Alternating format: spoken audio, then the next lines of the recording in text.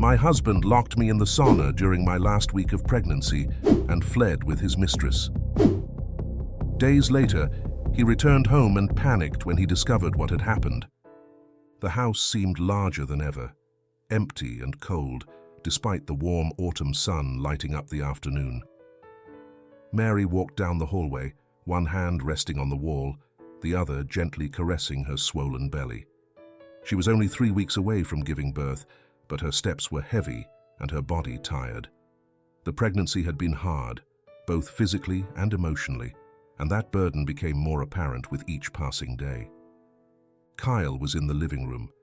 His presence was no longer comforting, like it had been in the early months of their relationship, when his smiles and kind words filled every corner of the house. Now he sat there on the couch, absorbed in his phone, as if she were invisible. Mary paused at the entrance to the living room, observing his figure on the sofa. He was so focused on the screen that he didn't even look up when she entered the room.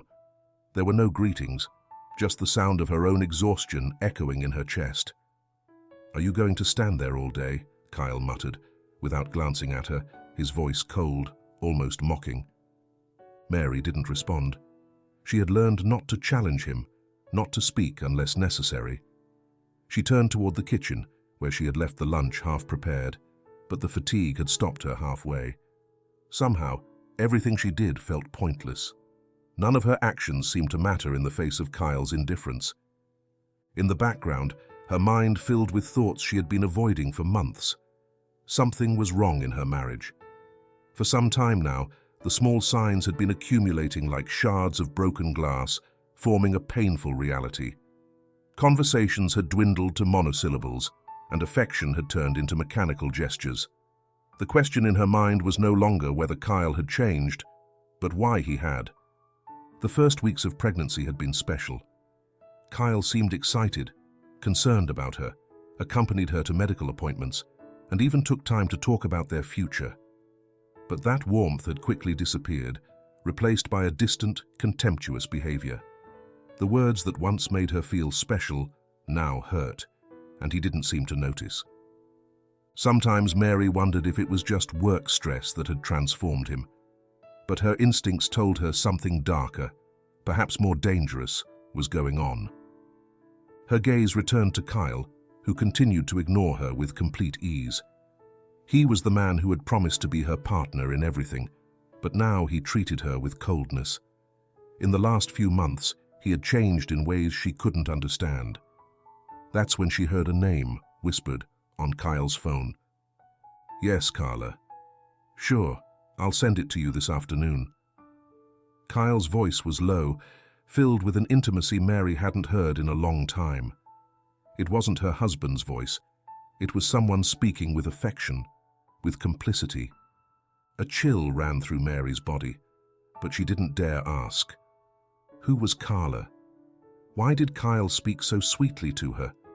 Doubt settled in her chest like a heavy stone.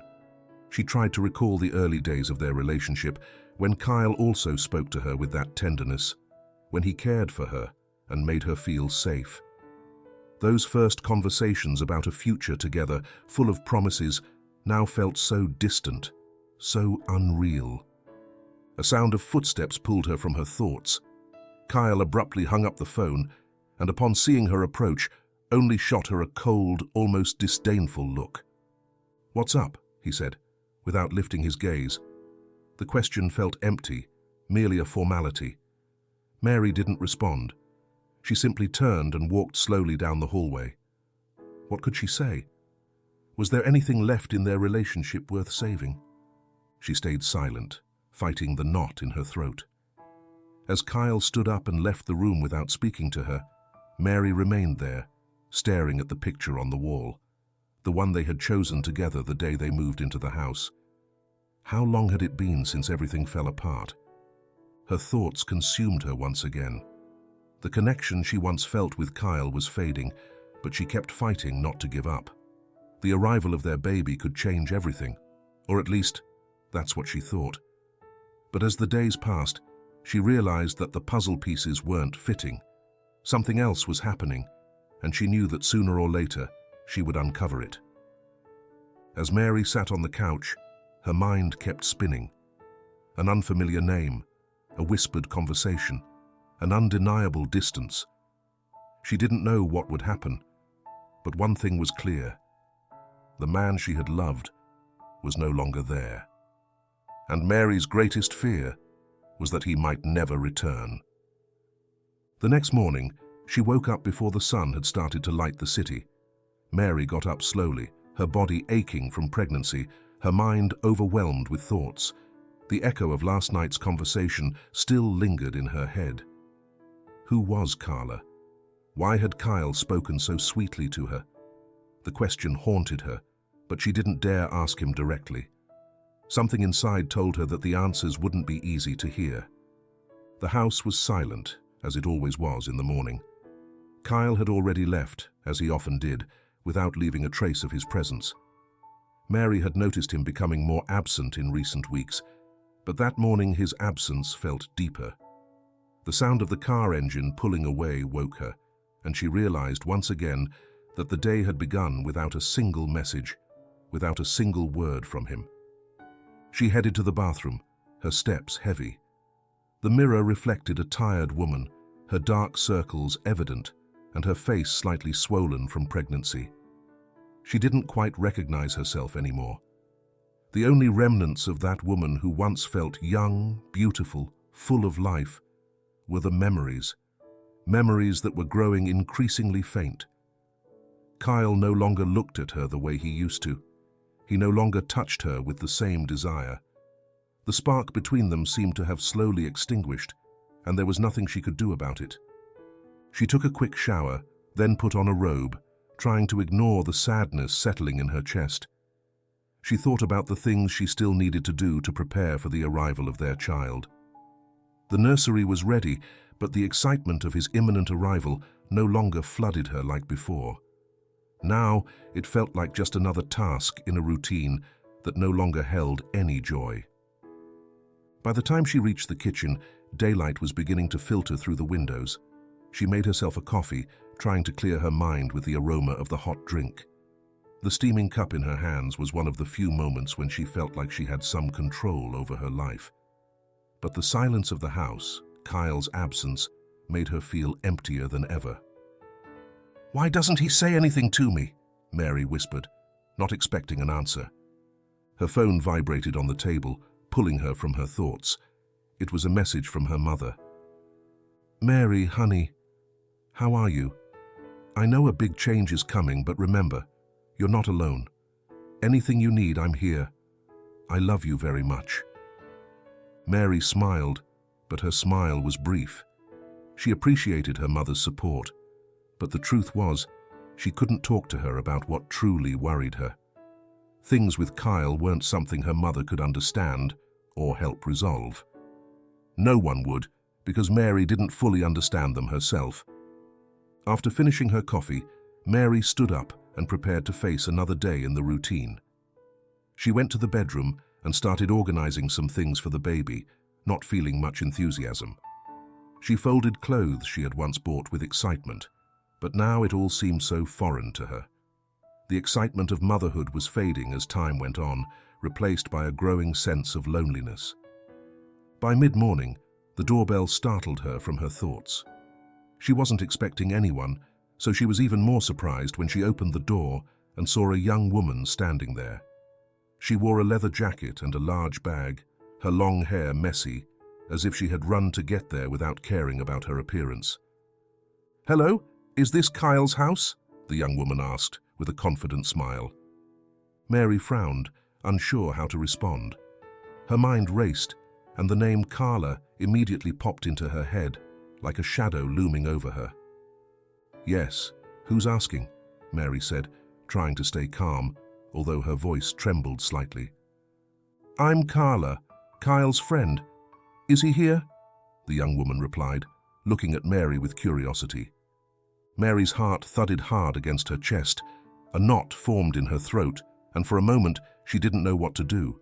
How should she react? What did it mean for this woman to come to her house, unannounced? "He's not here," Mary managed to say, barely able to speak. "Do you want to leave him a message?" Carla studied her for a few seconds, as if evaluating the situation, before smiling. "No, that's fine. I just wanted to say hi. I left him a message, but I guess he hasn't seen it. I'll tell him I'll come by later, if that's okay with you." Mary nodded, unable to avoid feeling uncomfortable. Carla seemed oblivious to the unease she had caused, and, like Kyle, left with a smile before walking away. Mary stood there, watching the young woman walk down the garden. The cold morning air surrounded her, but the cold sweat running down her back felt even more intense. What did this mean? Was Carla just a friend, or was there something more between her and Kyle? Back inside the house, Mary couldn't stop thinking about what had just happened. Every time she seemed to find a little piece, another piece of the puzzle came to shatter it. A friend, a stranger, who seemed so confident, and Kyle, so distant, so absent. The silence of the house enveloped her once more, but now that calm felt even denser, like thick fog clouding her vision. It was a warm afternoon, but the cool breeze coming through the living room windows gave Mary a slight sense of relief. The clock read 3:30 p.m., and she had finished tidying up the house. The day had been quiet, though Carla's visit kept lingering in her thoughts. She found herself looking at her phone several times, unsure whether to message Kyle or wait for him to make the first move. Suddenly she heard the sound of keys in the door. A usual noise, but this time it felt strange. Kyle was coming home much earlier than usual. He stopped at the threshold of the living room, his face showing a different expression, almost relaxed. There was something unusual in his attitude, something Mary couldn't identify at first. "Hello," Kyle said, in a soft, almost kind tone, one Mary hadn't heard in a long time. Mary watched him, confused. Kyle seemed calmer than she had expected. He was less tense, more serene, and he seemed to be avoiding Mary's uneasy gaze, as if trying to create a different atmosphere, almost normal. "What's going on?" she asked, unable to hide her disbelief. Kyle smiled, a gesture that seemed forced, as if he were trying to appear friendly. "I've been thinking about you, Mary," he said, placing the keys on the table. "I know pregnancy can't be easy, and honestly, I think you've been pushing yourself too hard lately. Why don't you relax a bit?" Mary furrowed her brow. Something didn't add up.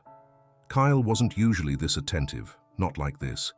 In recent months he had been distant, immersed in his own world, but now he seemed willing to do the exact opposite. "Relax?" Mary replied, doubtful. "I don't know if... What do you mean exactly?" Kyle took a more confident step toward her, as if he were sure of what he was going to say. "The sauna," he finally said, with a smile that couldn't entirely hide his tension. "I think it would do you good. A little time for yourself, to disconnect, to rest. You need to think about yourself and the baby, Mary." Mary stared at him. A sauna? There was something strange in his insistence, but at the same time she didn't want to reject it outright. Maybe she was being too paranoid, or perhaps he was just trying to keep the peace, to ease the tensions that had built between them. "I don't need it, Kyle," she replied, trying to downplay the matter. "I don't need a sauna." But Kyle didn't give in. His expression softened even more, and he took another step toward her. "Believe me, Mary, it's the best thing for you. Just a little time for yourself. I'm asking you, for the sake of the baby." Mary remained silent, unsure how to react. For a moment she hesitated. Was he really worried about her, or was there something else going on? "Fine," she finally said, shrugging. "I guess it won't hurt." Kyle smiled, and it was then that Mary noticed a strange gleam in his eyes, a calmness that felt excessive, almost calculated. "I'll get everything ready," he said, and quickly left toward the hallway. Mary, still puzzled, went to her room and changed into something more comfortable, grabbing a water bottle and a towel. Her heart was still racing, but she made her way to the sauna. When she arrived, Kyle was already there, standing by the door, hand on the doorknob, as though guiding her to a safe place. "Come in, Mary," he said softly. and she did so without questioning too much, hoping that, at least for once, things between them could be like before. Kyle accompanied her inside and motioned for her to settle in. "Relax," he whispered, closing the door behind her. "I'll take care of everything. Just you, the heat, and the baby. Let yourself go." Mary sat on the wooden bench, the towel over her shoulders and the water bottle by her side. The steam began to fill the small room, enveloping her in a dense warmth. At first, everything seemed normal, but soon the heat intensified in a way Mary hadn't experienced before. She felt uncomfortable, as if the air was absorbing her energy. Sweat began to drip down her forehead and neck, and the weight of the heat felt heavier with each passing moment. She slowly stood up, looking for the door to leave. But when she tried to open it, she realized something terrifying. It was locked. She knocked hard, calling for Kyle, but received no response. A cold panic washed over her. She knocked harder, shouting his name, but the silence that followed made her feel even more trapped. "Kyle, let me out!" she screamed, but no one answered. She only heard a faint click behind the door, the sound of a latch being engaged. She stood there, paralyzed by anxiety, as the heat continued to rise. Finally, after what seemed like an eternity, she heard Kyle's footsteps moving away. Through the small crack under the door, she saw his figure leaving the house, not looking back. Fear completely consumed her. Mary collapsed against the wall, trembling, as the heat enveloped her entirely. She didn't know how it had come to this point or why Kyle had done this, but the reality was now clear. She was alone, and he had left her trapped in that sauna, with no regard for what might happen. The sun had already set, and the afternoon had turned into night. The cool evening air outside seemed like a sigh of relief for the neighborhood, but inside the house, the heat in the sauna remained suffocating. Mary, exhausted, almost lost in despair, fought to stay conscious. Her eyes fluttered, her eyelids heavy as lead, but every time she felt her body begin to give in, she clenched her belly tighter. "I have to protect it," she thought. "I can't let this end here." But with every passing second, her body was closer to collapse. The air in the sauna grew dense, oppressive, and the pain in her head intensified. Her strength was slipping away like sand through her fingers. Suddenly, a distant sound, like an engine being turned off, pulled her momentarily out of her trance. She froze, listening. A car. Someone was near. It couldn't be Kyle. He had already left, the door was locked, and she was trapped. Who could it be? The sound of the engine grew louder, and then something even stranger. A faint noise, almost like a weak murmur, slipped through the crack in the sauna door. A dull tapping that seemed to come from somewhere outside the house, but at the same time, so close. The sensation paralyzed her for a moment. Then, a knock, as if someone were knocking on the front door. She wasn't imagining things. Could it be someone in the house? The delivery driver, a man in his 30s, had arrived at the door with a large, heavy package. He was used to making quick deliveries in rural areas like this, but something felt off that afternoon. First, he hadn't seen anyone at the house, and second, something caught his attention when he heard that faint noise coming from inside. A weak sound, almost imperceptible, as if someone were in trouble. Intrigued and concerned, the driver left the package at the door and approached the house's windows. Nothing. The sound persisted. He decided to investigate. He walked around the house, following the noise toward the sauna area. At first, he thought it was his imagination, but when he crouched down to listen more carefully, the noise became clearer. A faint tapping, as if someone were knocking on the door from inside. The delivery driver's heart began to race. Who could be inside? What was going on? He ran to his truck and grabbed some tools. The first thing he tried was using the lever from his vehicle to open the door, but it was firmly shut. Then he decided to use something more appropriate, a screwdriver, and with it, he began to force the sauna door's lock. It wasn't easy, but the metallic sound of the mechanism finally giving way reached his ears.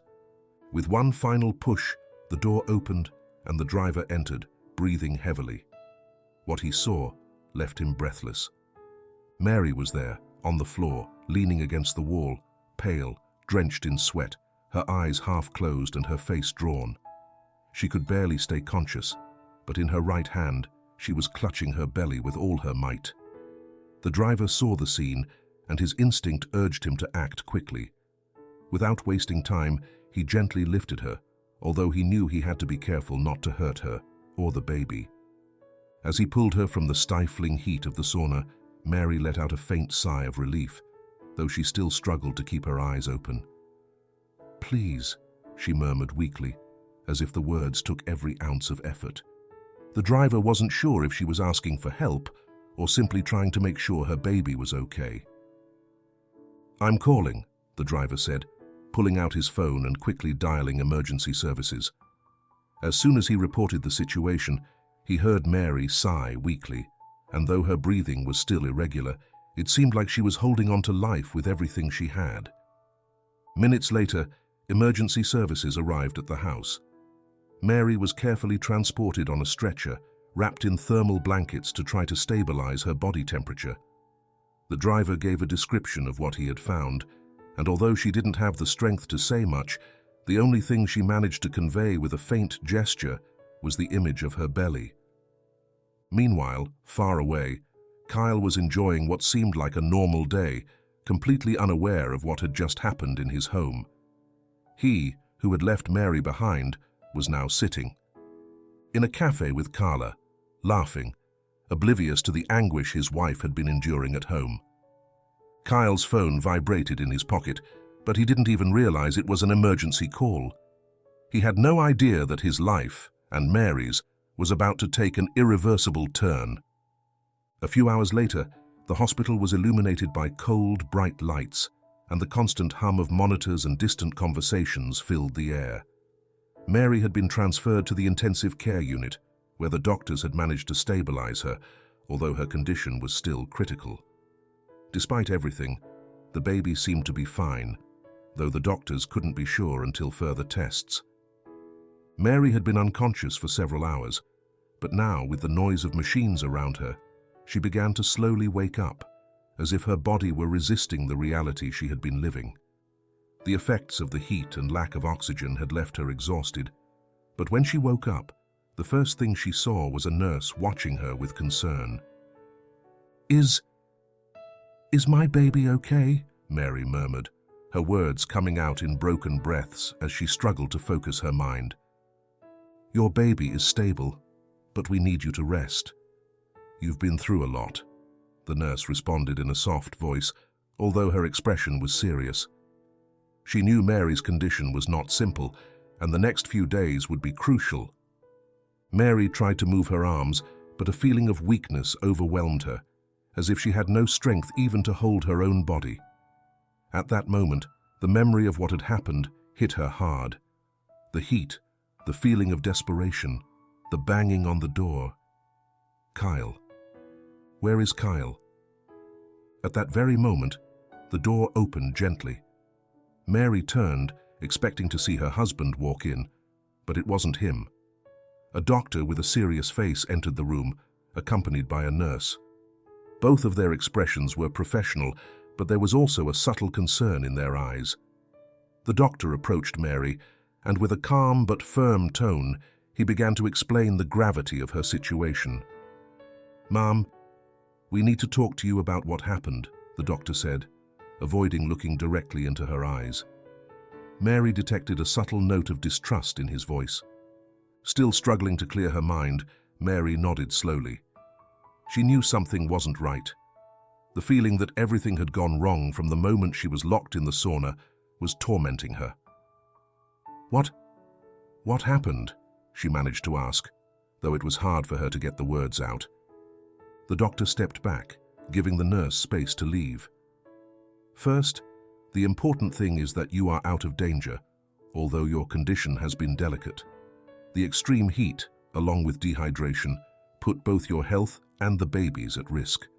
But luckily, you got here in time. Now, the delivery driver mentioned something strange. Mary frowned. What strange thing?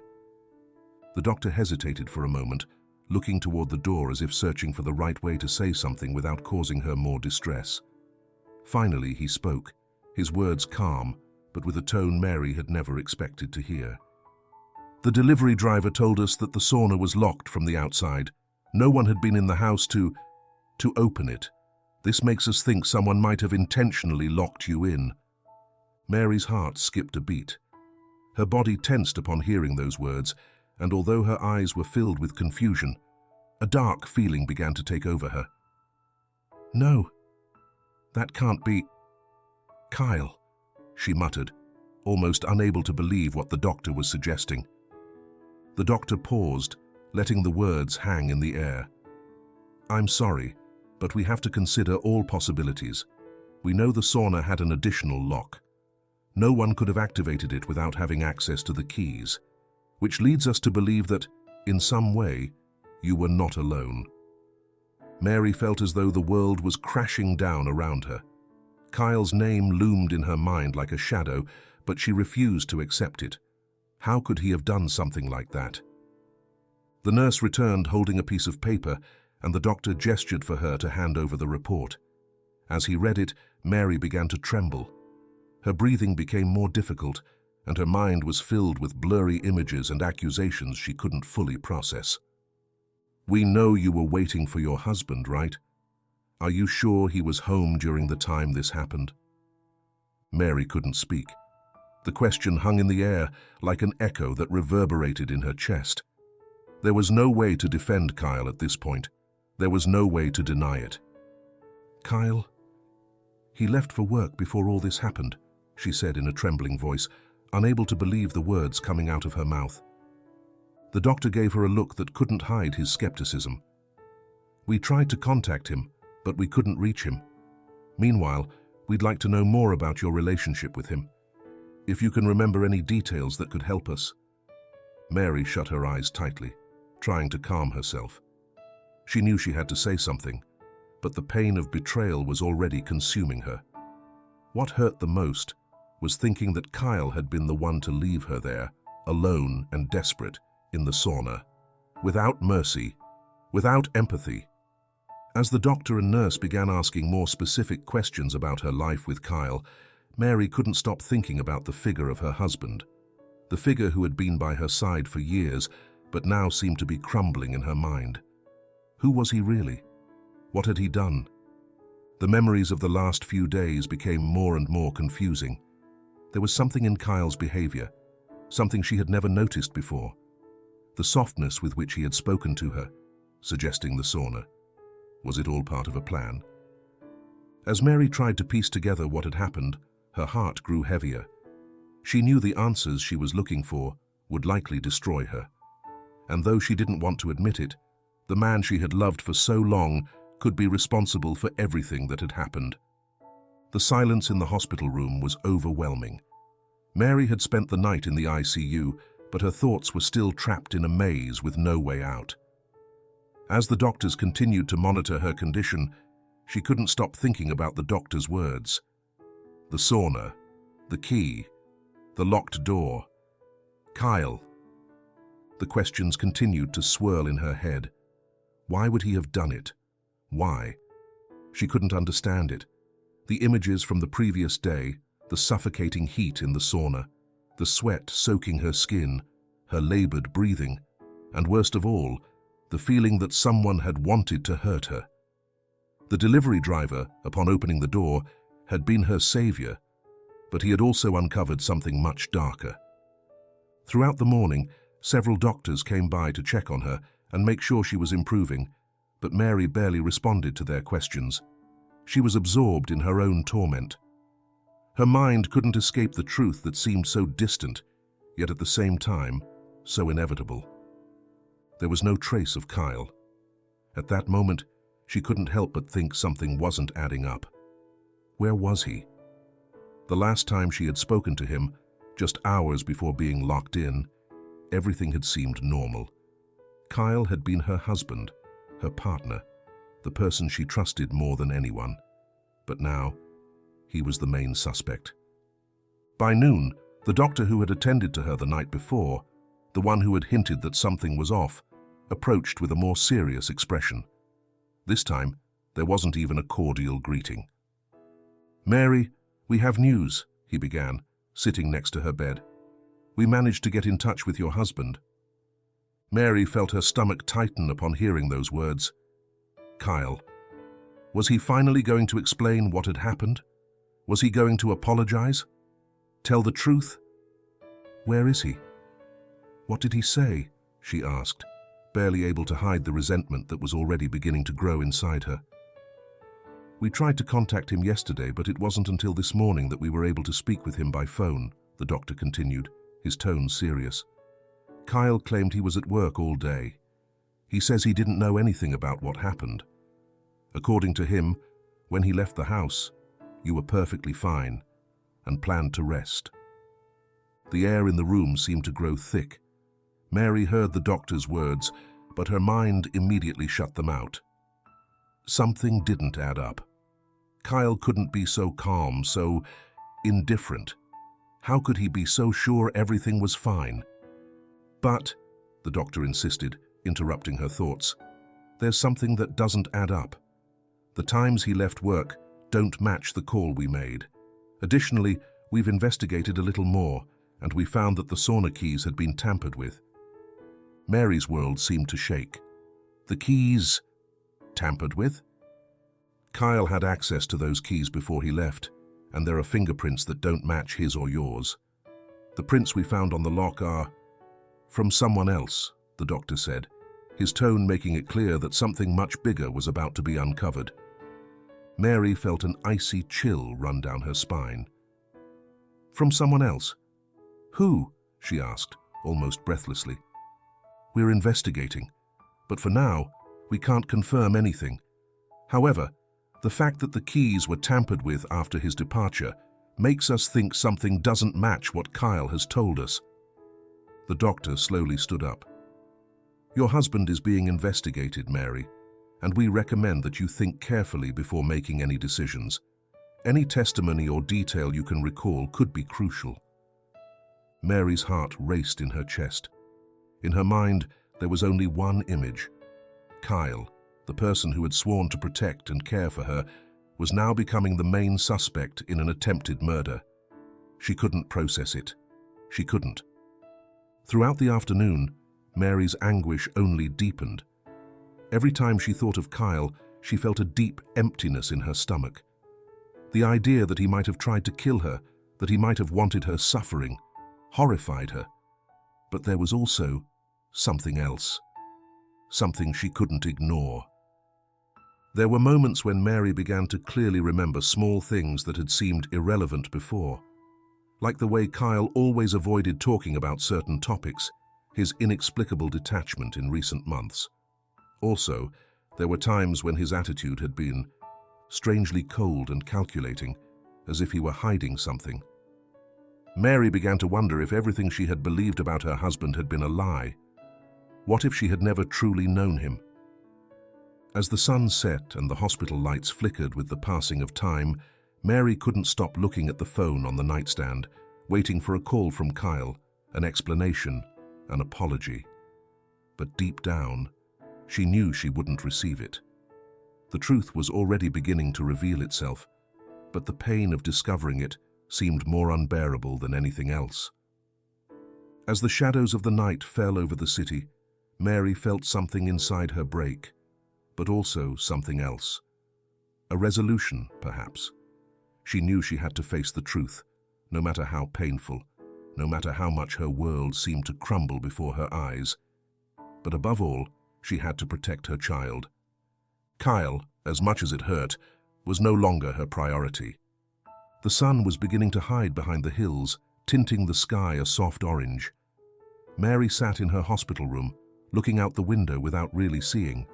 Her mind was completely consumed by what was happening, but inside, there was a growing sense that something was finally about to fall into place.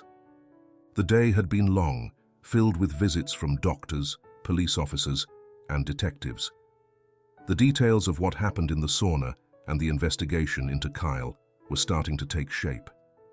The idea that her husband might be involved in what had occurred no longer seemed like an unlikely assumption, but a reality she herself had been denying.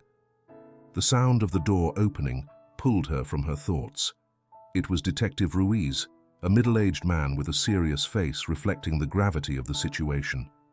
Mary had briefly met him when the police arrived the night of the incident, and although she didn't want to talk about what had happened, she knew she had to. She had to be brave, if only for her child. "Good afternoon, Mrs. Morales," said the detective, sitting in the chair next to her bed. "I want to talk to you about what happened. I need to understand better how everything occurred." Mary nodded slowly, her mind overwhelmed but determined. The detective had been clear. The truth about what happened in the sauna and the circumstances surrounding Kyle's disappearance were essential for the case. She had to be honest, even if the pain of facing that truth tormented her. "Were you in the sauna when all of this happened?" began Ruiz, pulling out his notebook and pen. Yes, I was there," Mary responded, her voice broken. "Kyle told me to rest, that it was the best thing for me and the baby. I didn't want to go, but he insisted a lot, so I did. I had been there for a while when the heat became unbearable, and then I realized the door was closed. I couldn't get out." The detective nodded, taking notes. "Do you remember if anyone else was there before you got locked in?" Mary frowned, thinking. "No. Kyle walked me to the door and told me to rest, that he would take care of everything. He was the one who closed the door. I'm sure." Ruiz watched her attentively, but his face remained serious. "Mary, we know your husband tampered with the sauna keys. The fingerprints we found don't match yours or his. We want to know if you saw anyone else near the sauna before you got locked in. It's important." The air in the room seemed to become thick again. Mary closed her eyes, feeling the weight of the truth press down on her. What the detective was telling her was so clear, but at the same time, so devastating. Kyle was not alone. He couldn't have been alone. "There was something," she finally said, her voice soft. "There was something strange before I got locked in. I don't want to say it, but I think I should. A few days before the incident, Kyle was different. He started behaving strangely, becoming more distant, and there was something in his eyes, as if he was hiding something." The detective quickly wrote it down. "Anything else? Do you remember any other detail that seems relevant?" Mary swallowed, recalling the afternoons when she tried to talk to Kyle and he was evasive. "Yes. A few weeks before this happened, I saw a message on his phone. I thought it was something trivial, but now I see it differently. I asked him what he was doing, and he became annoyed, as if he couldn't talk about certain things. Like he couldn't explain himself." Ruiz looked at her intently. "Can you tell me what that message said?" "I don't know for sure. I just saw a few words, something about being ready and prepared. It seemed like a conversation I wasn't supposed to see." Mary paused, the pain returning to her voice. "I know it doesn't make sense, but now I think all of this was planned. Somehow Kyle was hiding something, and the fact that he tampered with the keys—" "We're investigating it," said the detective, interrupting her, his tone serious. "Mary, it seems the evidence is clear. But there's something else we need to know. According to our reports, Kyle was in contact with someone before he left the house, someone who isn't part of his usual circle. This person might be involved in some way." Mary blinked, surprised. Who? Who are you talking about?" "We're working on it. We don't have all the details yet, but this person doesn't seem to have any direct connection with your husband. We're still finding out more, but we need you to help us remember any strange interactions you've had recently." Mary tried to gather her thoughts. Who could it have been? Someone Kyle had been secretly in contact with. An affair outside of their marriage. The anxiety grew even more, and with it, the need to understand what had pushed Kyle to this point. "Detective, are you telling me this wasn't just an accident? That Kyle planned this?" she asked, almost whispering, unable to believe it. "The evidence points in that direction," Ruiz said bluntly. "But we need more information, Mary, and we want to know everything you can remember." Mary nodded, her mind spinning. This wasn't just confusion. Kyle had planned this, and something much darker was at play. As the detective stood up to leave, Mary looked at him with renewed resolve. The day of truth was approaching, and although she feared what she would find, she knew she couldn't turn back. The truth had already started to crumble, and no matter what happened next, she had to fight. And she would, for her child, for her life. The detective closed the door softly, leaving Mary alone with her thoughts and a truth she could no longer ignore. The daylight had completely faded, and the hospital room was bathed in the soft glow of the lamps. Mary lay in the bed, her hands intertwined over her abdomen. Despite the exhaustion, her mind kept racing, gathering fragments of memories and details she had previously overlooked. She knew the pieces of the puzzle were about to fit, but she feared what she might find when everything was revealed. The sound of footsteps in the hall made her turn toward the door. At first, she thought it would be a nurse, but when the door opened, she found herself facing Kyle, who entered slowly, his expression cold and distant. Mary froze, staring at her husband. He didn't carry the warmth he used to. His face showed a disquieting calmness, as if preparing for something. "Kyle?" Her voice came out weak, as if she were trying to comprehend the surrealism of the moment. "What are you doing here?" Kyle didn't answer right away. He closed the door behind him gently and walked toward the bed, looking at Mary with an empty gaze. "I came to see how you're doing," he finally said in a low tone. His voice lacked the softness she remembered, or the concern she would expect from a husband. Mary raised her head slightly, still confused and vulnerable, but she couldn't ignore what was happening. She knew something wasn't right. Something in Kyle's attitude didn't fit.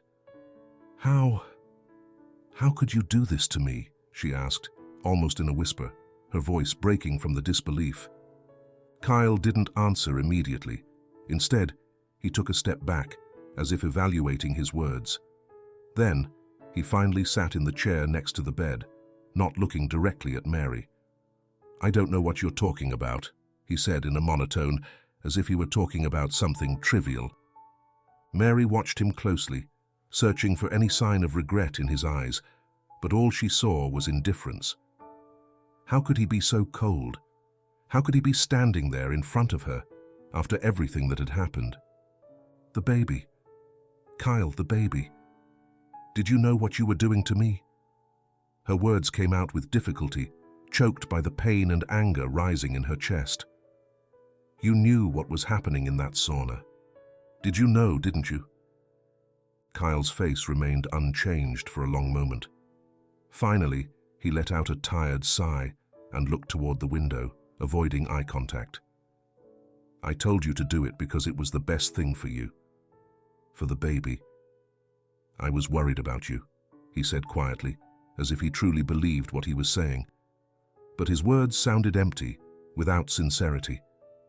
Mary closed her eyes, fighting to stay calm. She remembered the endless hours in the sauna, the unbearable heat, the fear and desperation she had felt. She remembered how she had banged on the door, screaming for help, not knowing if anyone would hear her. She remembered how the air had become denser, thicker, as if fate was closing in on her. "You left me to die in there, Kyle. You left me to die," she said, her voice trembling. "You knew what was happening and did nothing. Why, Kyle? Why did you do it?" Finally, Kyle looked at her, but his eyes showed no regret, no remorse, only a kind of distant coldness. "Because I had to do it," he said with an unsettling calmness. "Because you didn't understand me. You always told me everything was fine, that you didn't need anything, that you could do everything on your own. But you couldn't. You couldn't, Mary." Mary looked at him in horror. What are you saying? Why are you talking like it was your decision? I'm not your property, Kyle. Neither I nor the baby. Kyle slowly stood up from the chair, his face unyielding. This has nothing to do with that, he said, his tone now firmer. It has to do with what's best for all of us. You don't understand, but you will when all of this is over. Mary was left speechless, her mind spiraling as she tried to process Kyle's words. Was he doing this for her? Did he really think he was making a decision for her well-being, as if he had the right to control her like this? You're no longer the woman you were, Kyle said coldly, almost detached. What I want for all three of us. For you, for the baby, and for us. So, if I have to do whatever it takes to make sure you're okay, I'll do it. Mary felt a wave of fear and revulsion. That wasn't love. That was control. Kyle wasn't protecting her.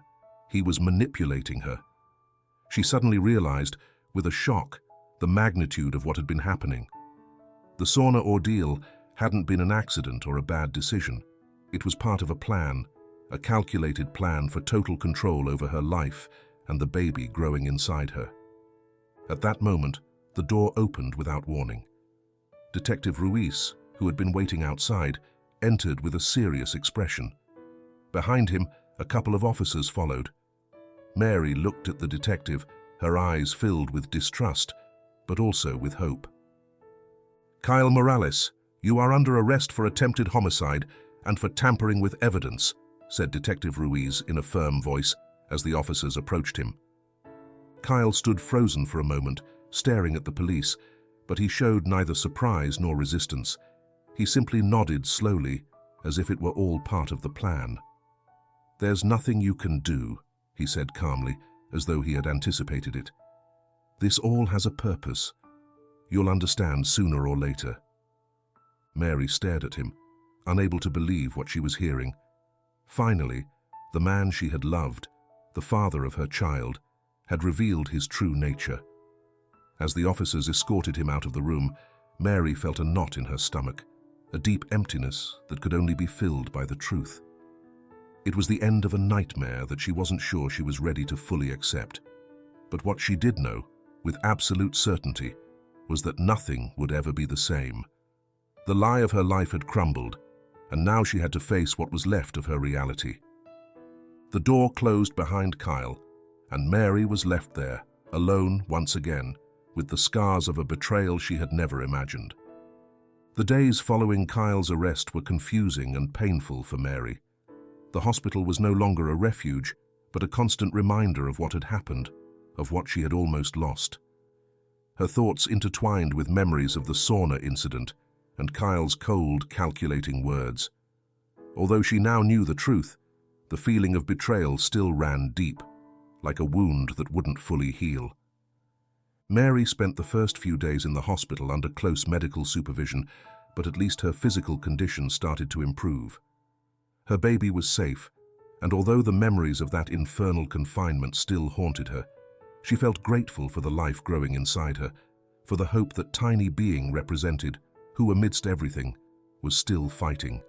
One afternoon, after several sleepless nights, Mary received a visit from Detective Ruiz. Although she was more at peace since Kyle's arrest, uncertainty still beat in her chest. The detective entered with firm steps, but his expression was serious, almost grim. "Mrs. Morales," he began, his voice grave, "I need to talk to you about some important details. It won't be easy, but I need to be direct." Mary nodded, ready for anything. Despite everything that had happened, she knew there was more to uncover, more pieces of the puzzle that still didn't fit. "As part of the investigation into your case, we've been reviewing your husband Kyle's history," the detective explained as he sat across from her. "And what we've found is disturbing." Mary stared at him, her heart racing. She knew Kyle wasn't the person she had thought he was, but what else could he be hiding? What more was there behind the man she had believed she knew so well? "Kyle is not just a man controlled by his own will," the detective said, as if his words were a sentence. "We've discovered patterns in his behavior that go back long before your relationship with him. Not only have there been other attempts at manipulation over the years, but his actions go beyond what we initially thought." Mary swallowed hard. How could this be? How much of what she had lived with him had been real? Her memories of those first days of their relationship, when everything seemed perfect, were slowly crumbling, like sandcastles. "Kyle has a history of emotional abuse in his previous relationships," Ruiz continued, observing Mary's reaction. "But what's most disturbing is that a pattern of behaviors is emerging that links him to other cases of manipulation and psychological control. We suspect that he planned your pregnancy as a way to ensure you couldn't leave his life." Mary was speechless. The pieces were now falling into place in a horrific way. She remembered the times when Kyle had insisted so much on having a child, when he already knew that maybe the only way to keep her tied to him was through an unbreakable bond, being parents together. "But how could he do all this without me realizing?" Mary whispered, looking at the detective with a mixture of disbelief and desperation. "I was blind. Why didn't I see the signs? Why did he do this to me?" Detective Ruiz looked at her with compassion. Sometimes, victims of emotional manipulation don't realize what's happening until it's too late.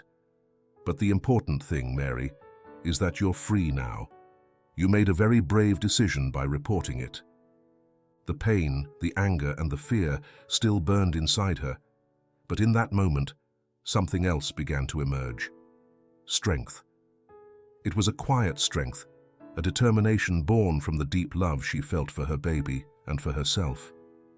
The truth had come to light, and although the scars of the past wouldn't disappear, now she had the power to write a new chapter in her life. The detective stood up to leave, but before exiting the room, he stopped and turned back to Mary. What Kyle did wasn't just an attempt at physical control. It was an attempt to destroy your autonomy, your trust, and your ability to make decisions for yourself. Don't let that define you, Mary. The fact that you're still here, fighting, shows who you really are. Mary smiled at him, though her face still reflected the weight of what she had been through. "Thank you, detective. Thank you for everything," she murmured. In that moment, for the first time in days, she saw a small light at the end of her tunnel. When the detective left the room, Mary stayed looking out the window, watching the sunset. The colors of the sky blended in shades of orange and purple, like a promise of new beginnings. She had survived, and now she had the chance to rebuild her life. The future was still uncertain, but Mary wasn't afraid. In her hands, still trembling but firm, she held the power to decide. Decide how to live, how to be a mother, and how to heal. And she knew, deep in her soul, that she would. Mary woke up early, before the light of day flooded the room. She could still feel the echoes of the nightmares that had haunted her during the night, memories of the sauna, of the desperation, and of Kyle, of his cold voice, of his control. But when she opened her eyes and saw the small crib beside her bed, something inside her changed. The fear began to fade, replaced by a deeper feeling, the responsibility and love she felt for the life resting in her womb. The baby was safe now, and though the healing process was long, Mary knew she had a chance to rewrite her story. In the days that followed, after her release from the hospital, Mary took refuge in the quiet of her home. Staying there, in the place that had been the scene of so many dark moments, was difficult. But over time, she began to regain control. She was no longer the same woman who had entered the sauna, the vulnerable woman who had been manipulated. Now she felt stronger, more determined. She had started therapy to deal with the emotional scars of the abuse, and although the days were tough, they were also filled with small steps forward. One day, while reviewing some papers at her kitchen table, Mary received an unexpected call. It was from her lawyer, Laura, who had been working on the case against Kyle. Laura's voice sounded grave, but Mary could sense the faint hope in her words. "Mary, we have news. The prosecutor's office has decided to press formal charges against Kyle for emotional abuse, manipulation, and other crimes related to his behavior towards you," the lawyer explained. "Additionally, due to the medical reports and witness statements, we have reasons to believe that the situation was much more serious than initially thought. They're aiming for a long sentence." Mary was silent, processing the information. For a moment, the weight of what had happened seemed to collapse over her, but then she remembered Detective Ruiz's words. She was free. She no longer depended on Kyle, no longer trapped in his world. Kyle would pay for what he did, but the most important thing was that she was regaining control of her life. "And me?" Mary asked softly. "What about me?" Laura sighed, a sigh that seemed to ease the tension of the moment. "What happens now is that a process for your protection begins. We're also seeking a restraining order. Your safety is our priority, Mary. From now on, no one can get close to you without consequences." Mary took a deep breath, letting the words sink into her heart. The feeling of justice, though distant, was within reach. She knew Kyle would try to manipulate the process, but she wasn't alone now. There was a system behind her, a system that supported her, and most importantly, she was stronger than ever. "Thank you, Laura," Mary murmured, feeling a small spark of hope. She hung up the call and stared at the empty crib. The baby had not yet been born, but Mary was already planning a future for the two of them. One without fear, without manipulation, without threats. A future where she could be a peaceful mother, a future where she could offer her child the life full of love and freedom that they both deserved. As the days went by, Mary slowly began to rebuild herself. Her therapy sessions became a refuge where she could share her fears and frustrations, where she could begin to understand how she had gotten into that situation and how, with effort and patience, she could get out of it. It wasn't easy, but she was willing to do it. Sometimes, it felt like the scars on her soul would be impossible to erase, but for the first time in a long while, she also saw something that had once been foreign to her. A new opportunity. Little by little, Mary began to reconnect with her family and friends. She met with her mother, who hugged her as if no time had passed, and spoke with her sister, who listened attentively and without judgment.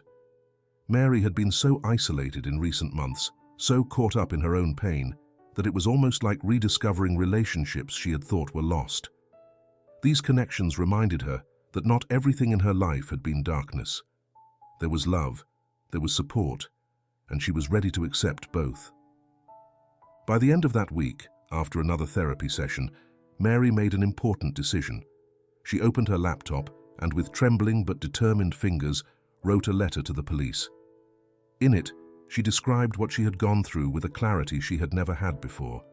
She described Kyle, the manipulations, the attempts at control, the emotional violence she had endured. She knew this letter would be key in the trial, but at the same time, she wrote it for herself. It was her declaration of independence, her commitment to the truth and to her future. That same night, while preparing dinner for herself and her baby, Mary looked out the window and saw the full moon rising in the sky. Something in that moment made her feel that everything she had lived through, everything she had suffered, would not define her life.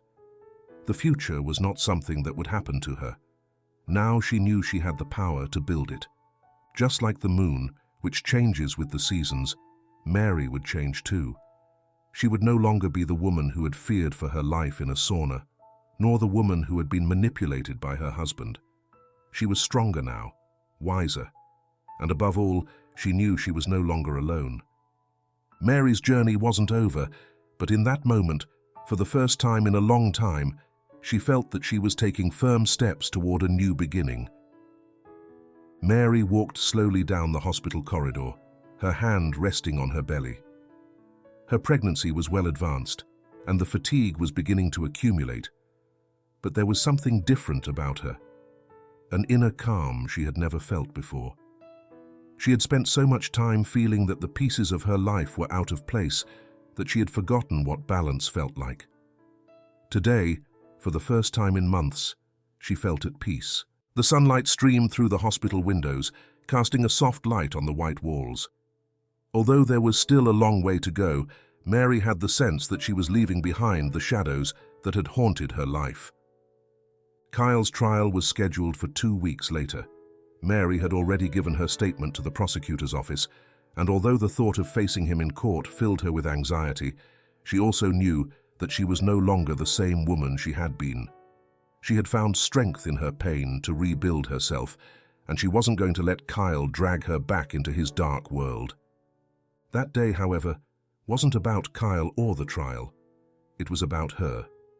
It was the day when, after so many weeks of uncertainty, she would finally have an appointment with her obstetrician, Dr. Rivera, for an ultrasound that would answer a question that had been haunting her since the sauna incident. How was her baby? Mary sat in the hospital waiting room, surrounded by other women, some with radiant smiles, others with expressions of exhaustion. The sound of the radio in the background seemed like a distant melody, and Mary, though nervous, tried to stay calm. She knew she was doing the best she could for herself and her child. Finally, her name was called. Dr. Rivera greeted her with a kind smile. "Hello, Mary. How are you feeling today?" "I feel good," Mary replied with a smile, though her voice trembled slightly. "Just a little nervous." "That's normal," the doctor said as she guided her to the ultrasound room. "We're going to make sure everything is in order." Mary lay down on the table with a blanket over her belly and silently watched as the doctor prepared the equipment. It wasn't her first ultrasound, but this time everything felt much more emotionally charged. The anxiety from the previous days transformed into a knot in her stomach, a mix of fear and hope. She wanted to know her baby was fine, that the hours in the sauna, the stress and the suffering hadn't left irreparable consequences. Dr. Rivera applied the cold gel to her belly and began to move the transducer. The screen lit up, showing a blurry image of her baby. Mary held her breath. "There it is," the doctor said in a calm tone, pointing to the monitor. "The baby is fine. It's growing healthily, with the expected size for this stage of pregnancy." Mary couldn't help but let out a sigh of relief. Although she couldn't clearly see the details of the image, the simple fact of hearing those words made her feel a weight lift from her chest. Her baby was fine. The doctor smiled, checking a few more details on the screen. "Everything's perfect, Mary. There are no signs of problems. The baby is strong." With those words, the anxiety that had plagued her since the sauna incident began to dissolve, as if the weight of her fear had evaporated into the air. Mary closed her eyes for a moment, grateful for this small victory. "Thank you," she said, her voice barely a whisper. "I didn't know how much I needed to hear that." The doctor looked at her with understanding. "I know. These kinds of situations are stressful, but you're doing the right thing, Mary. You're taking care of yourself and your baby." Mary nodded, aware that this was only one step in her recovery process. There was still much to do, but at least now she was certain that her child was safe, that despite the horrors she had lived through, there was hope. When Mary left the hospital, a light breeze greeted her outside. The city continued its course as usual, oblivious to the internal struggle she had fought for so many months. But she was no longer the same. She felt different, as though each step she took brought her closer to the woman she had always wanted to be. She decided to walk home. The sun was beginning to set, bathing the streets in a golden glow. During the walk, she allowed herself to reflect on everything that had happened, everything she had learned. The moments of despair, the emotional scars, the days when she had felt completely alone. Now all of that seemed part of the past, a phase she had overcome. In her heart, she knew the fight wasn't over, that Kyle's trial was still to come, and that the path to healing would be long, but she was no longer a victim.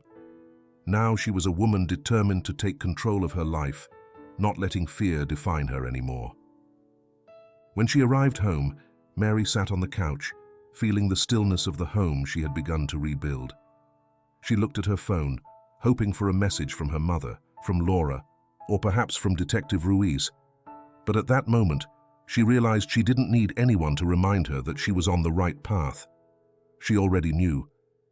It was a path full of challenges, but also of hope. And as she gently touched her belly, Mary understood something deep and fundamental. She was not alone. Not anymore.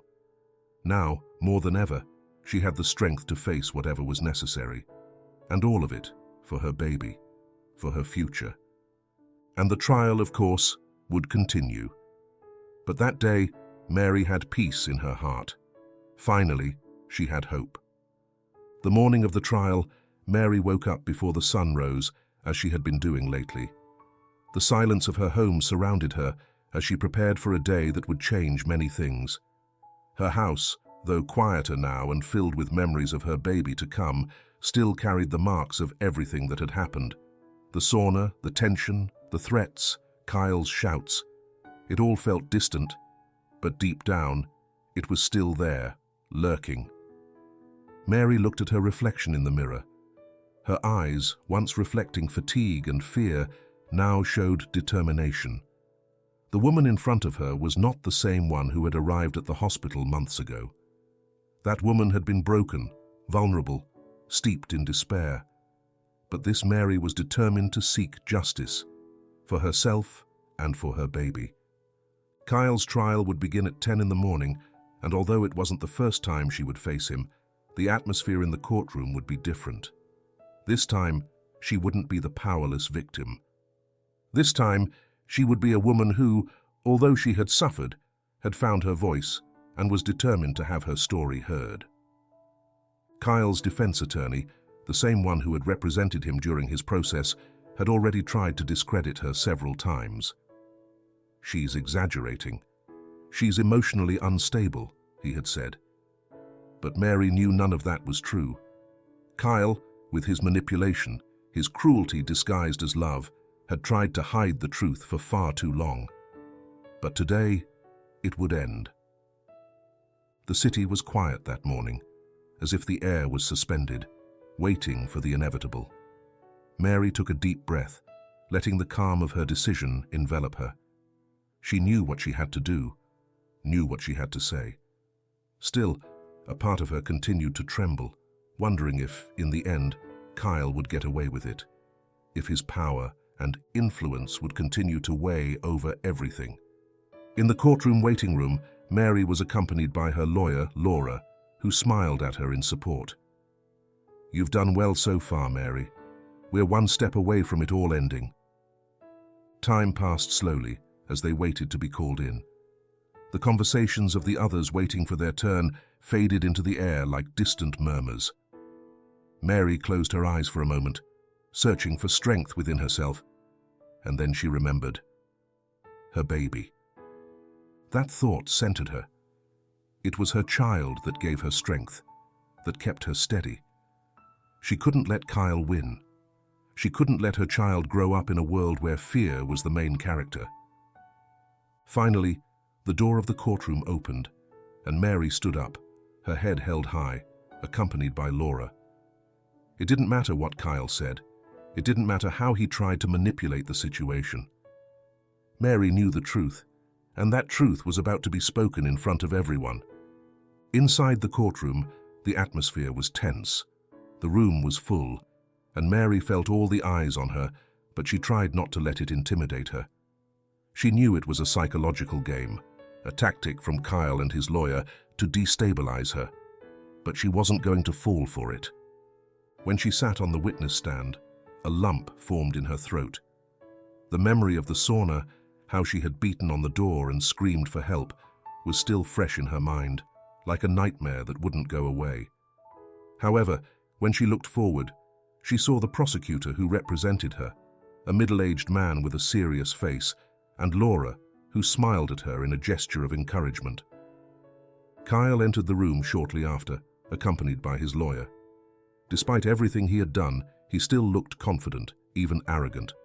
He wore a dark suit, and his cold, calculating gaze, the same one Mary had learned to fear, scanned the room before focusing on her. The trial began, and the questions were directed primarily at Mary. The prosecutor asked her to recount the events in detail. As she did so, Mary saw Kyle's expression shift from contempt to discomfort. Each word she spoke, each moment she relived, seemed to erode his confidence. "It was in the sauna," she began, her voice firm despite how hard it was to relive those moments. "I didn't understand why Kyle insisted I go in. When I did, the heat started rising unusually, and I tried to leave. But the door was locked. I tried banging, shouting, but no one heard me." As she recounted the events, the room remained in absolute silence. Mary could feel the weight of the gazes on her, and though her mind felt blurred, her words were clear and sharp. She was no longer the woman who had been in the sauna, desperate to escape, to survive. Now, she spoke with the truth on her lips and strength in her heart. Kyle's defense lawyer, however, didn't waste time contradicting her. "Are you absolutely sure of what you're saying, ma'am? Could it be that, after so many emotional struggles, your mind has created a distorted version of what happened?" But Mary stood firm, looking at the lawyer with determination. "No, I know what I lived through. The heat, the door locked, the desperation. It wasn't a distortion. It was reality, and my baby was put at risk because of Kyle's negligence and cruelty." The words echoed through the room. At that moment, Mary wasn't just fighting for her own well-being, but for the future of her child, for his right to grow up in a safe environment, free from abuse. The trial continued for hours, but despite Kyle's lawyer's attempts to discredit her, Mary felt that the scales were beginning to tip in her favor.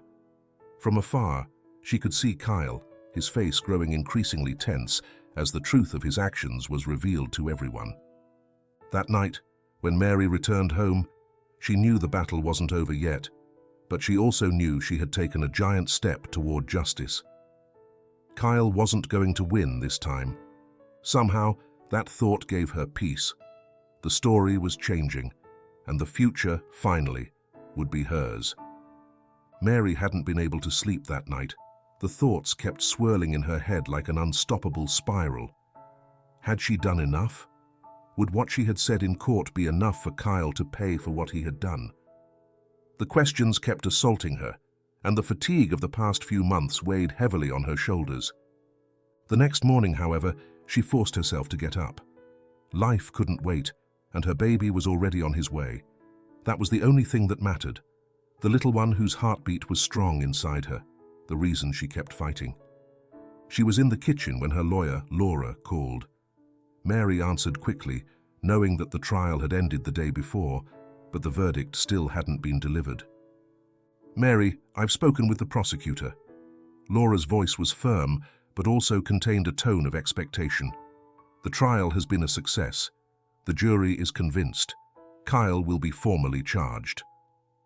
Mary felt as if a 1,000-pound weight had been lifted from her shoulders. Had she really achieved what she thought? The tension she had accumulated over the weeks seemed to dissolve in that moment, although not entirely. She knew the battle wasn't over, that much was still left to do, but this message was what she had been waiting for. "So, will he pay for this?" she asked, almost unable to believe it. "Yes," Laura responded with determination. "The evidence is undeniable. Kyle won't escape this time." Despite the good news, Mary still felt a slight fear inside. She knew Kyle had power, that he had controlled everything around him for years. But now, the scales seemed to be tipping in her favor. The justice system, for once, seemed to be leaning toward the truth.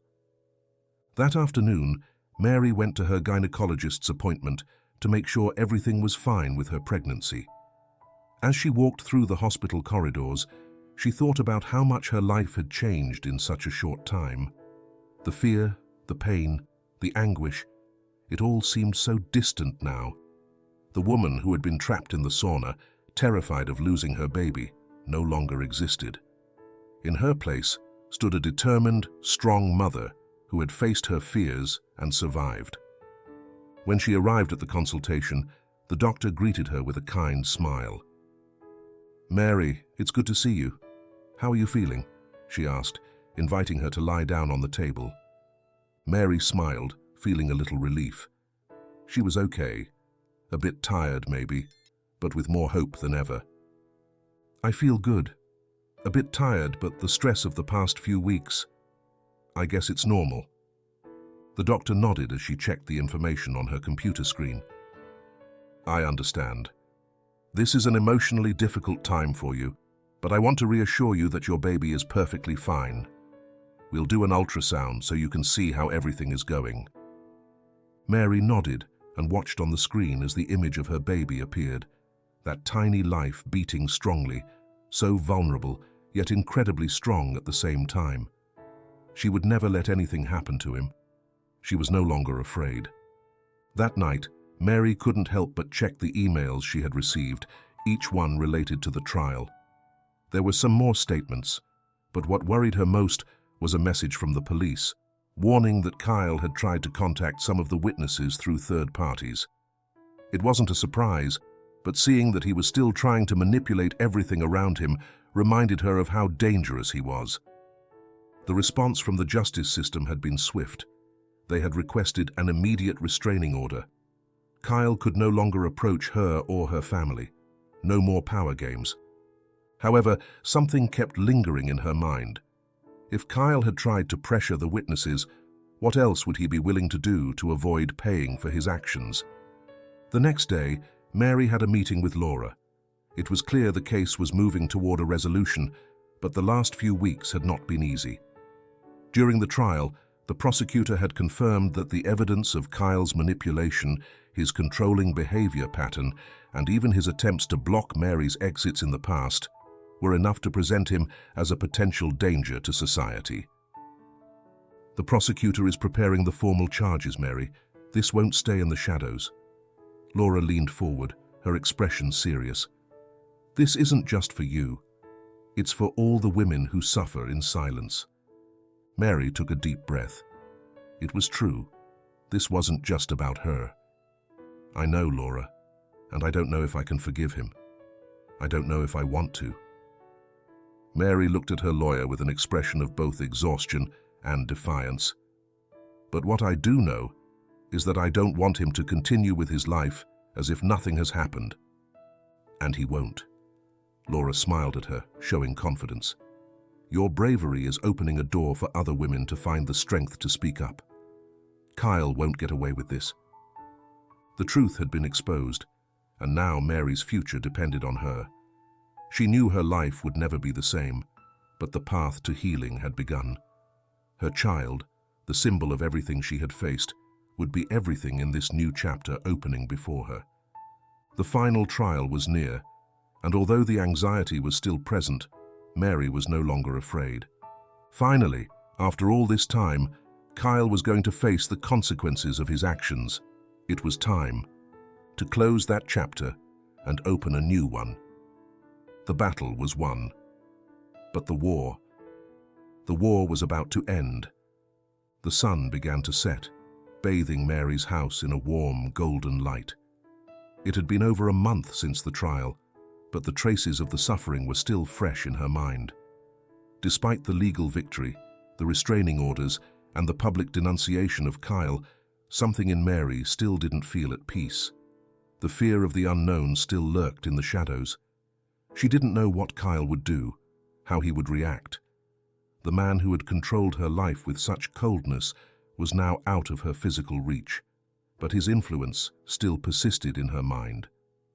That afternoon, Mary had decided to do something she had been postponing for a long time. Stop by the store to buy clothes for the baby.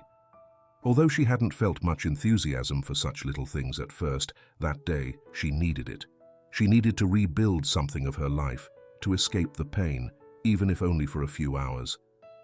When she entered the store, she was overwhelmed by the bright colors and options, but at the same time, a sense of relief enveloped her. She was taking control of her life again. Meanwhile, Kyle had been arrested and was facing serious charges.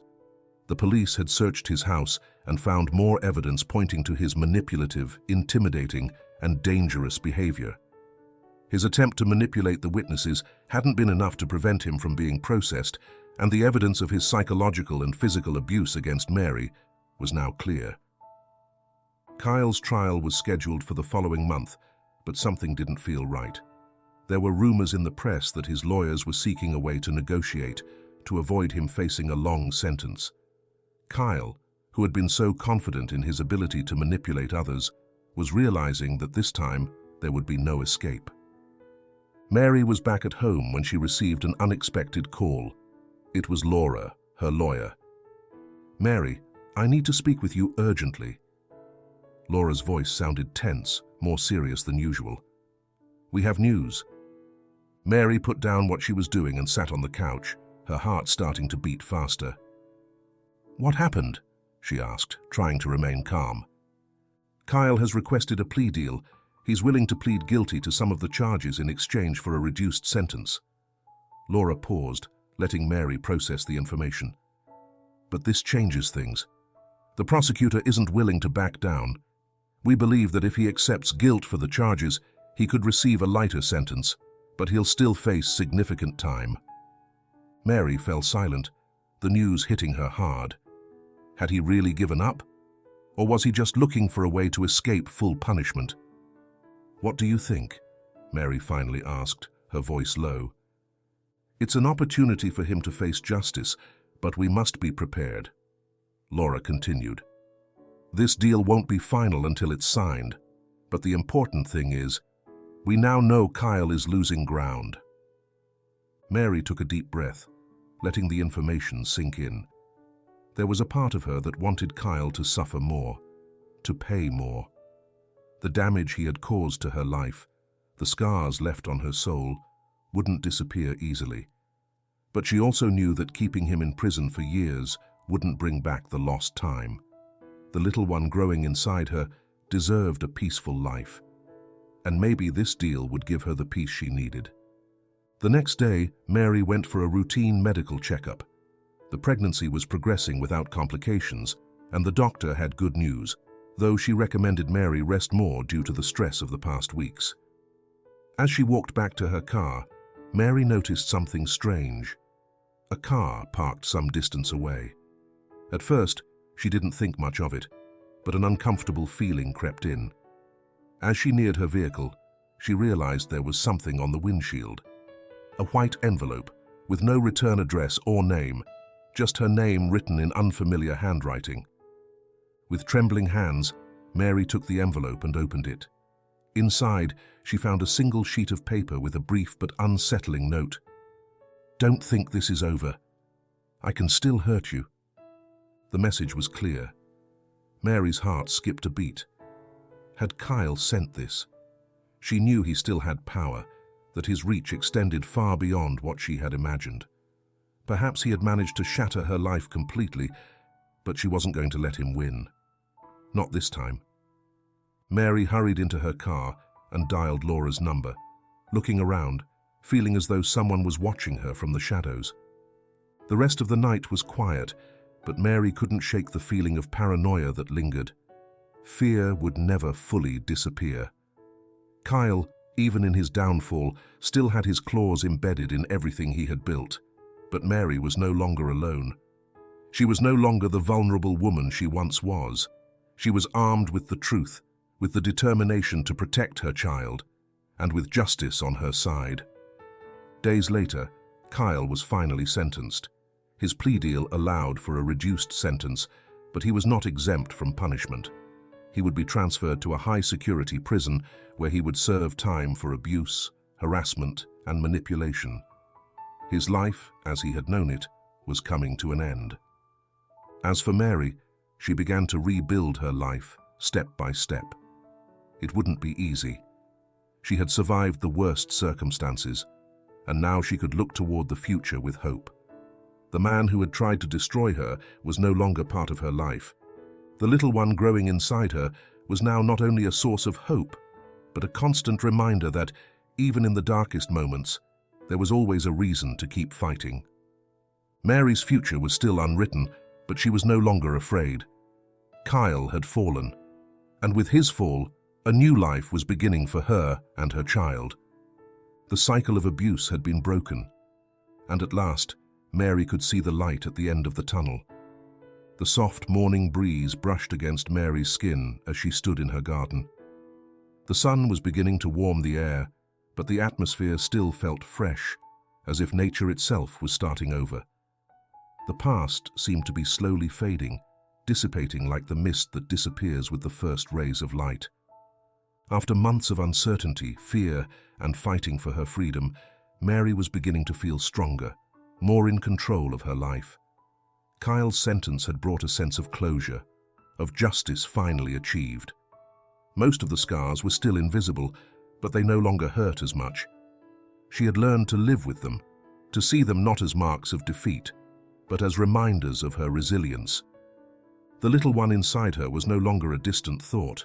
Her pregnancy was progressing normally, and though the weeks hadn't always been easy, each movement from her baby inside her filled her with a mixture of emotion and gratitude. She thought about the future with more calm than ever, envisioning a full life surrounded by love, far from the demons of the past. One morning, Mary received an unexpected call. It was Laura, her lawyer, who had been her constant support throughout the legal process. "Mary, I have something important to tell you." Laura's voice sounded different, as if she were trying to be cautious. "There's something that came to light about Kyle." Mary's heart skipped a beat. She had thought everything was over, that Kyle could no longer harm her. What had happened now? "What kind of information?" she asked, a knot in her stomach. "It seems that Kyle had a network of contacts within the system." Laura paused. There were people who knew what was happening, who helped him manipulate evidence and maintain his facade of the perfect man.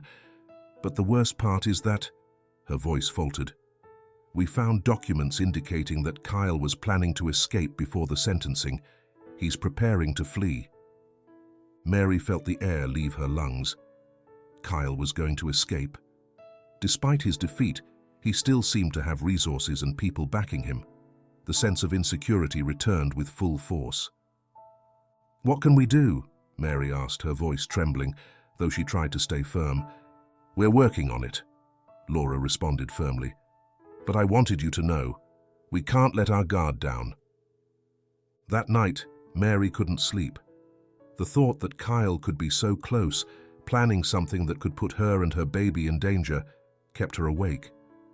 Although the judicial system had caught up with him, his power still echoed the fear he had instilled in her life for so long.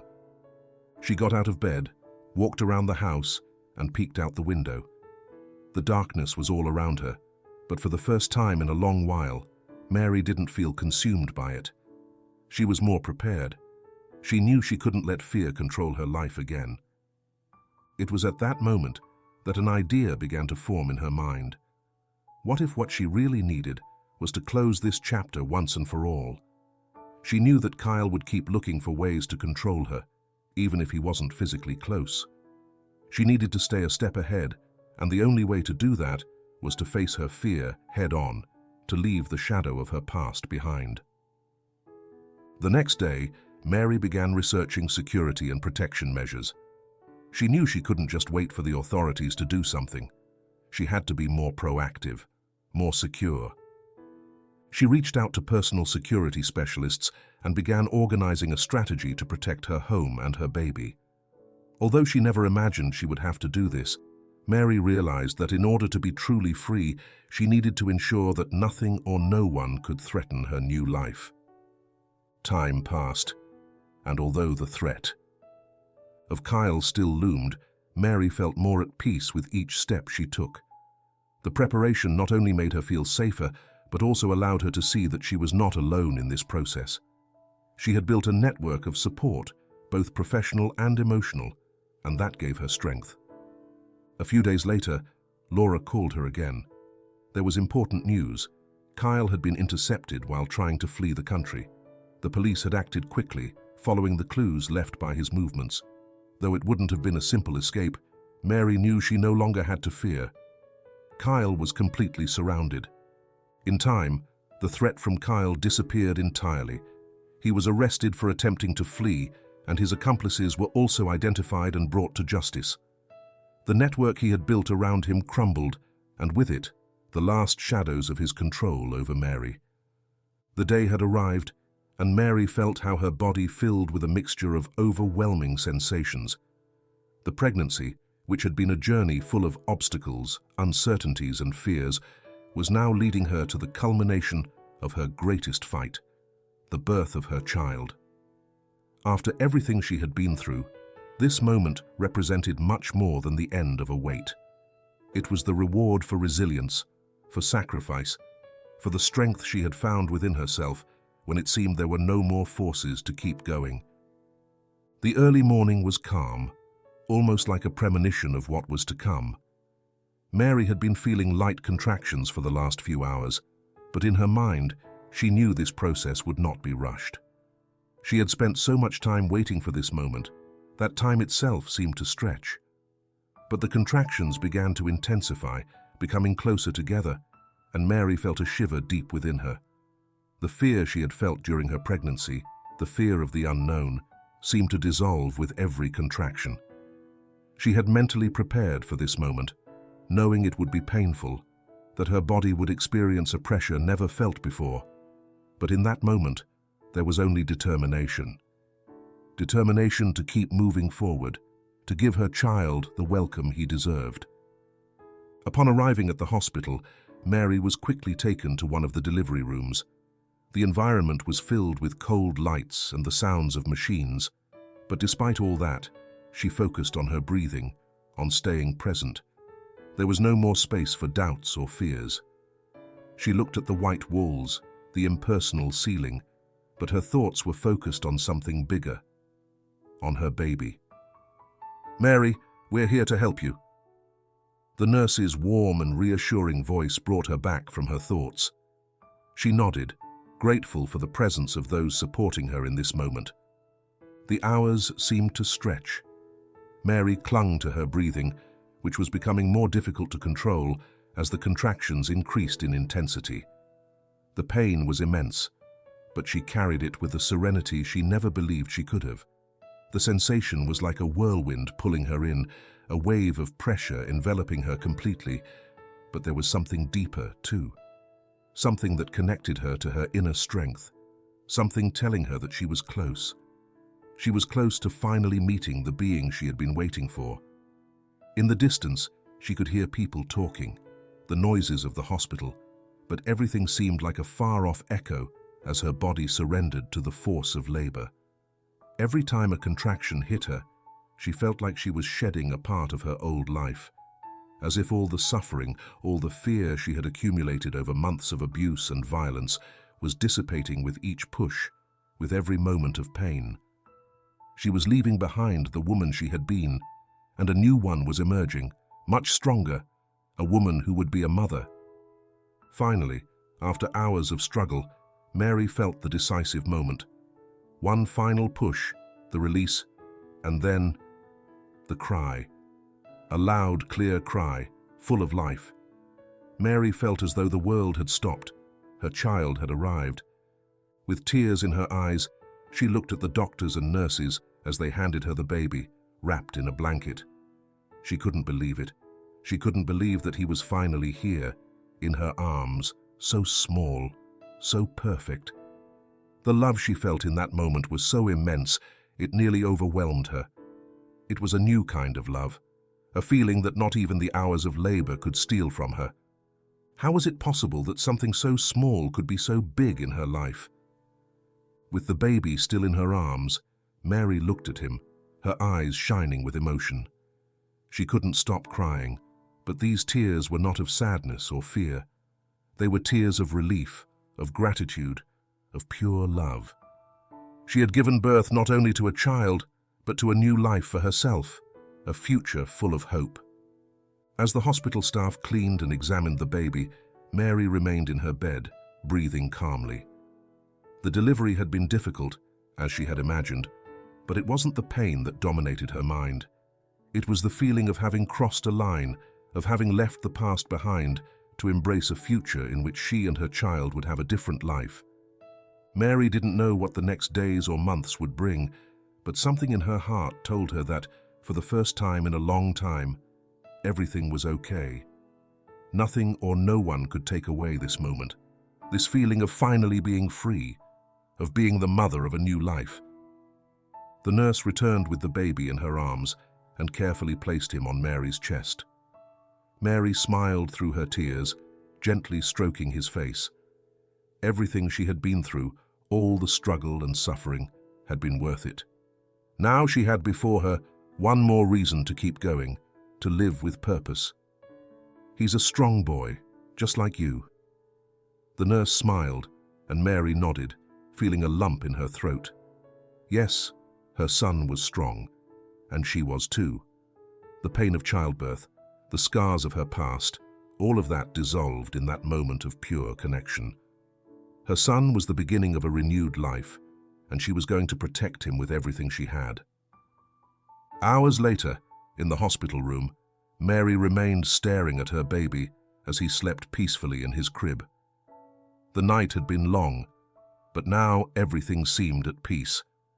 She had gone through so many trials, so many moments when she thought she couldn't go on, but in that instant, all the sacrifice had been worth it. What she had left behind was part of her, but it no longer defined her. Now, Mary was a mother, and that meant everything. As she gently stroked her son's tiny hand, Mary felt that she could finally breathe easy. The journey to freedom, to her new life, was starting now. The morning sun filtered through the hospital room blinds, gently illuminating Mary's face as she held her baby in her arms.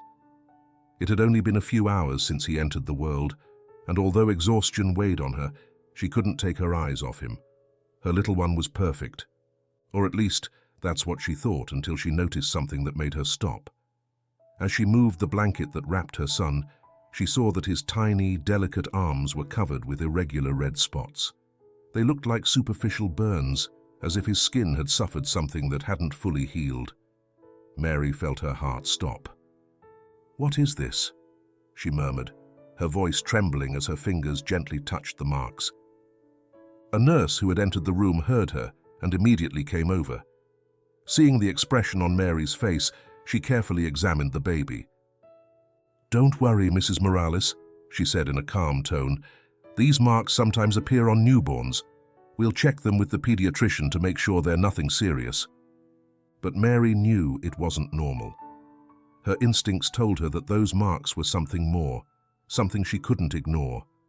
A reminder of what had happened in the sauna, of how the extreme heat had threatened their lives, how Kyle had tried to destroy them even before they had begun. The pediatrician arrived a few hours later, examined the baby carefully, and confirmed what Mary had already suspected. "They are flat angiomas, a form of vascular marks that are usually benign," the doctor explained as he jotted something down in his notebook. "But these seem to be the result of extreme prenatal stress." Mary felt a lump in her throat. Prenatal stress. The phrase hit her mind like a cruel reminder of everything that had happened during the pregnancy. The hours locked in the sauna, the suffocating heat, the fear, and the desperation. Her body had fought to protect her baby, but the consequences were now visible on his skin. "Will they go away?" Mary asked, even though she already knew the answer. The pediatrician shook his head gently. "In some cases, these marks may fade over time, but in others, they remain for life. However, they don't affect the baby's health. They're just superficial marks." Superficial. The word echoed in her mind as she looked at her son, peacefully sleeping in her arms, oblivious to everything. But to Mary, those marks weren't just superficial. They were scars. Scars from a past she had tried to leave behind, but now marked her child in a way he had never asked for. Back at home, Mary couldn't help but notice the marks every time she changed her baby. They were small, but to her, they seemed enormous, as if they were shouting the truth of everything that had happened. Every time she saw them, she felt a wave of guilt and sadness. Her son, who was in no way at fault, was paying the price for something she hadn't been able to prevent. The nights were the hardest. As she rocked her baby to sleep, her thoughts were filled with questions she couldn't answer. What would have happened if she had fought harder? If she had escaped sooner? If she had protected her son better? Tears silently fell down her cheeks as she held him, feeling that, despite having done everything she could, she had still failed in some way. Sometimes she wondered if Kyle would ever think about the marks he had left, not just on his son, but also on her. Would he feel remorse? Would he even care? But those questions had no answers, and Mary knew she couldn't get stuck in them. One day, while changing her baby's clothes, she stopped once again in front of the marks. They were part of him now, and they probably always would be. But something inside her began to shift as she watched him. Despite everything, her son was perfect. Those marks weren't just scars from a painful past, but also symbols of resilience, of the fact that they had both survived, that they had overcome it together. With each passing day, Mary began to accept that the past would always be part of her story, but it didn't have to define her future. She looked at her baby, who gazed at her with his big, curious eyes, and smiled through her tears. "You are perfect, my love, with or without those marks. You are my light, my reason to keep going."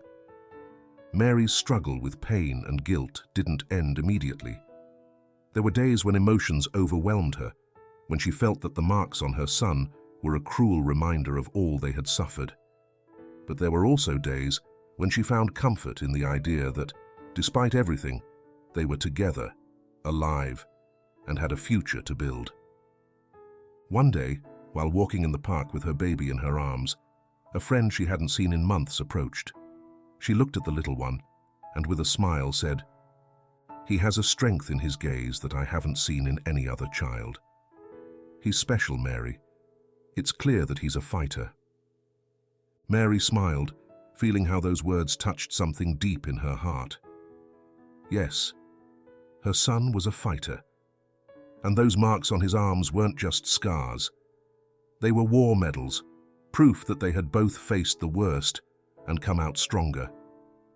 In that moment, Mary made an important decision.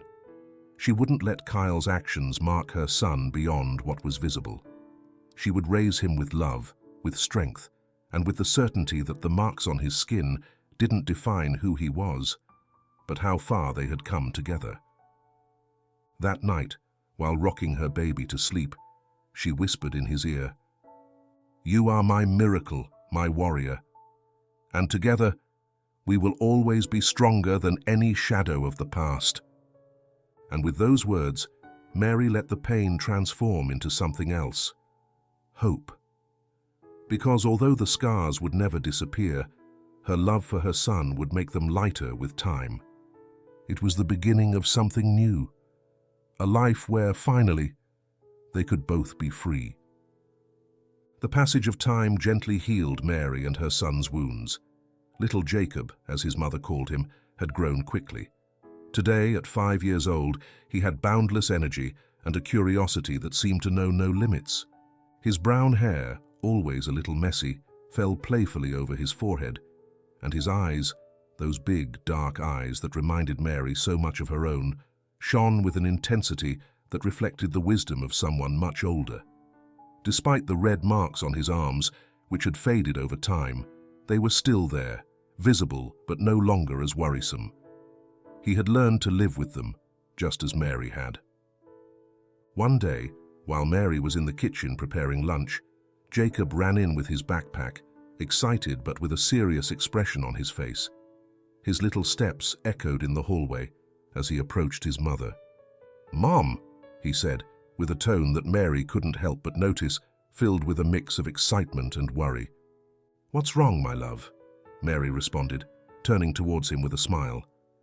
Though she was concerned about the expression on her son's face, she was used to the stories and questions he brought from school. Jacob didn't respond immediately. His face reflected an inner struggle, as if he was trying to find the right words. Today, at school, they asked me about the marks on my arms, he finally said in a whisper, as though the words might hurt him. They said they looked like strange marks, and I didn't know what to say. Mary felt a knot in her stomach when she heard those words. She knew this day would come, but she wasn't ready to see the uncertainty in Jacob's eyes. He already knew the marks weren't normal, but now he had to face the questions of other kids. What would she say? How could she explain something that she herself was still struggling to understand? She knelt down to Jacob's level, gently placing her hands on his shoulders, looking at him with the same seriousness, but also with the love only a mother can convey. You know, my son, those marks on your arms aren't just any marks, she began, taking a deep breath. They are part of your story. Jacob furrowed his brow, as if he didn't quite understand. Mary continued, her voice soft but firm. Those marks are signs of bravery, she explained, with a calmness only she could feel. When you were born, we went through a very tough time, and while they might seem like signs of suffering, they're actually signs of how strong you are. Jacob looked at her intently, as though he was trying to process her words.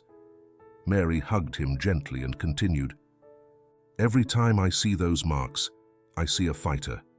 I see a boy who overcame something really difficult even before he was born, and that makes you special.